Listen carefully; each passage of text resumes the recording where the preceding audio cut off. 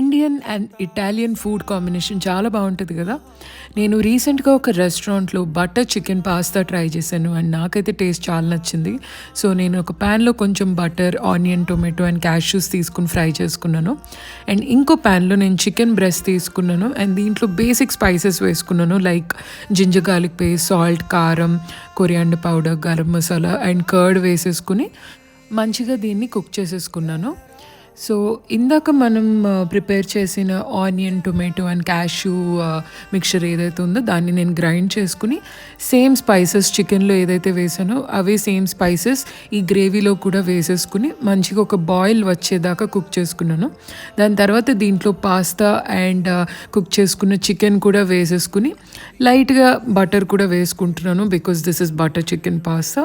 So kasuri methi తోటి లైట్గా garnish చేసుకున్న తర్వాత our yummy butter chicken pasta will be ready.